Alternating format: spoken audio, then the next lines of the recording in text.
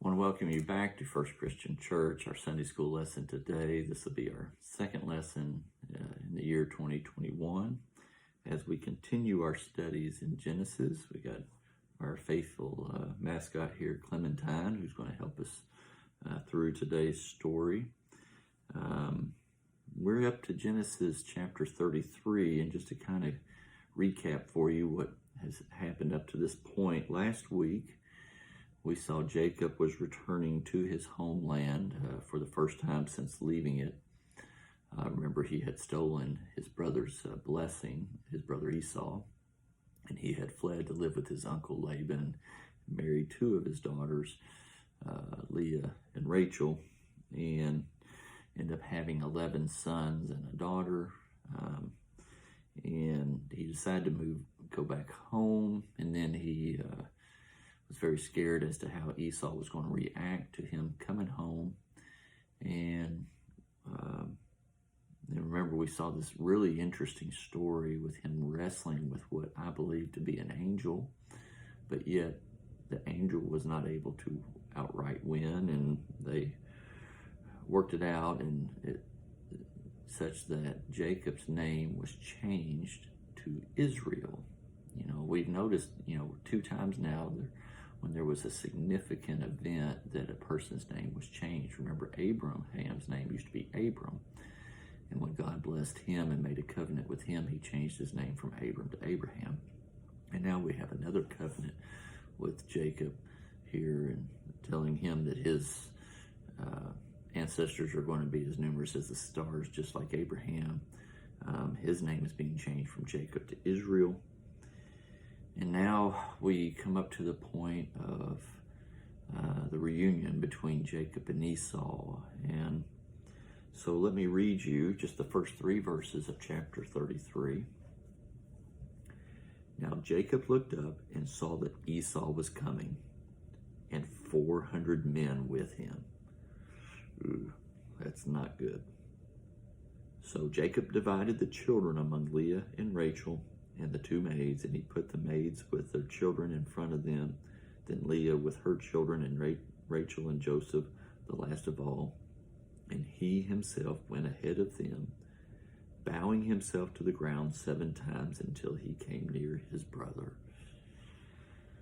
So I'm curious, what do you think is going to happen here? How is Esau going to respond? Because, Esau was a pretty hot-tempered guy, and he stole the blessing that was supposed to be his from his father Isaac.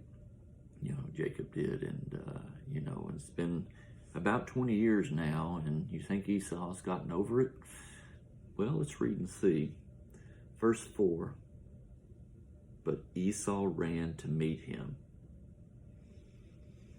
Boy, I bet Jacob, or Israel, was not feeling good at this point. And then the verse goes on to say, and embraced him. And he fell on his neck and kissed him, and they wept. So Esau had forgiven his brother Jacob and gave him a big hug, and they cried together, and I'm sure that was such a weight off Jacob's shoulders, because he probably thought, well, this is it, I'm going to die here, my brother's going to kill me. And but that's not what happened. And so Esau asked him about his family, and they all came and they bowed before Esau, and Jacob offered Esau gifts, and Esau's like, look, I've got everything I need, you don't need to give me gifts. And Jacob's, no, please take them. So he did, and so they had a nice little reunion, and then they kind of parted company at that point, and Israel went and established a place for him to live there in Canaan, not too far away from where his brother and his father, who's still alive, Isaac, lived. And at that time, Jacob's wife, Rachel, became pregnant again. And she had another son. This would be number 12. His name was Benjamin. This would be the very last son of Jacob. And unfortunately, Rachel did not survive this childbirth, which was very common back then. Sadly, it even happens today. Some women, it's a very traumatic event to the body, and they don't survive it. In this situation, Rachel died right after Benjamin was born, which was very, very sad because Jacob loved her very much.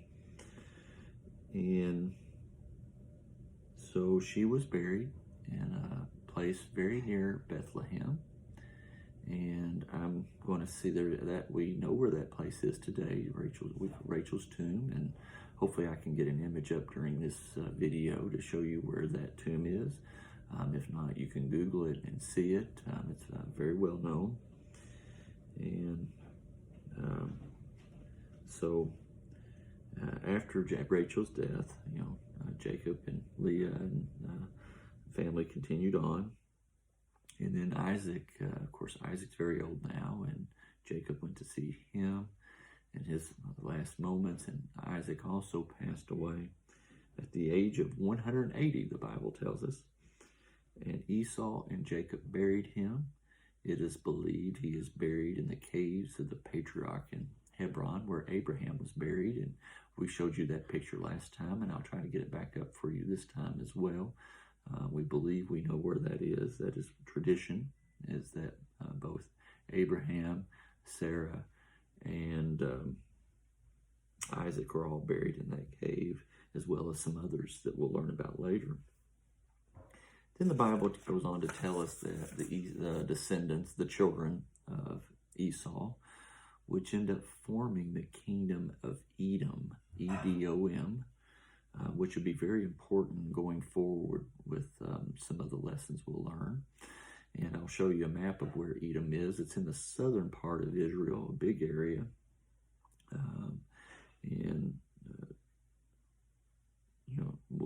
A lot of prominent people come from Edom, and a lot of wars and things like that. So we'll learn more about that in time. And that'll lead us up to the stories of Joseph for next week. And I hope you'll come back for the next couple of weeks, because the adventures of Joseph are just absolutely crazy. His life and the stories that happen and how God blesses him. And boy, he gets himself into some tight situations. And so you're going to want to hear how those play out. But I want to make sure we don't miss out on today's lesson. Esau had every reason to act harshly to Jacob, for stealing his blessing, to seek justice. And, but yet Esau found it within himself to forgive his brother, to embrace his brother despite the wrong that had been done to him, and to treat him as family. Forgiveness not only benefits the one who is forgiven, it also benefits the one who forgives. It's like a weight off the shoulders, not to be angry, not to carry that as a 50-pound weight. And when you forgive, a certain peace comes. And never underestimate the value of peace in your life. It is like a precious sleeping kitty, and just a wonderful feeling. So turning to our workbook, Finding Your Way Through the Bible, we're going to today work on pages 107 through 110. We're going to learn about how the hyphen fits into when you see the Bible verses, two Bible verses and a hyphen in between them, what that really means and how to interpret that. So hopefully you'll work through those 4 pages and learn more about how to use your Bible. So I believe that's it for today, and I hope God blesses you into this new year. And if there's someone you need to forgive, please find the strength to do so. And if you need to ask for forgiveness, also, I hope you find the strength to do so. We'll see you next week.